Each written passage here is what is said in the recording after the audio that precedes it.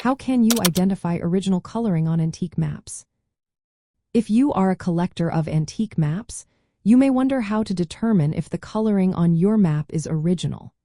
This is an important aspect of collecting, as original coloring can significantly impact a map's authenticity and value. Let's break down how to identify original coloring on antique maps in a straightforward way. First, it is essential to understand what original coloring means. Original coloring refers to the pigments or dyes that were applied at or near the time the map was printed. This could be done by the original publisher or a professional colorist shortly after printing. Sometimes, color was added later but still long ago, which is often called contemporary or old color. Historically, colors were made from natural dyes and pigments. For example, verdigris, a copper compound, was commonly used to create green.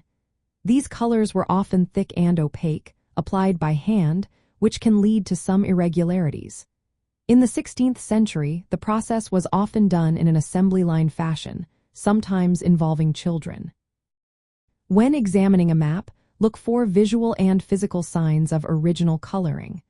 One key indicator is show-through on the back of the map.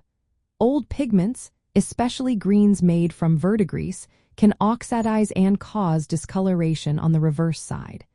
This is a strong sign of original coloring. Next, consider the texture and application of the color. Original coloring often appears slightly uneven or even sloppy due to hand application. In contrast, modern colors tend to be uniform and machine-applied. Additionally, original colors may show signs of fading or aging, retaining an earthy tone that differs from synthetic dyes. The paper itself can also provide clues. It may show signs of aging consistent with the pigments used.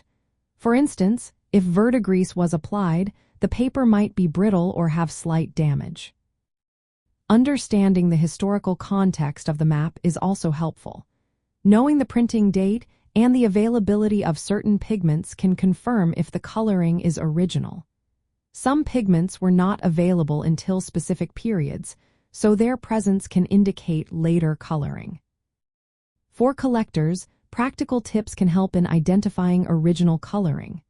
Start by checking for color show-through on the back, especially in green areas. Look closely at the edges of colored areas for brush strokes or irregularities. Be cautious of overly bright or uniform colors, as these may indicate modern recoloring. If you are unsure, consulting specialists or reputable dealers can provide additional authentication. They may use ultraviolet light, microscopy, or chemical analysis to identify the pigments and binders used. In summary, identifying original coloring on antique maps involves understanding historical materials, observing physical signs, and considering the map's context.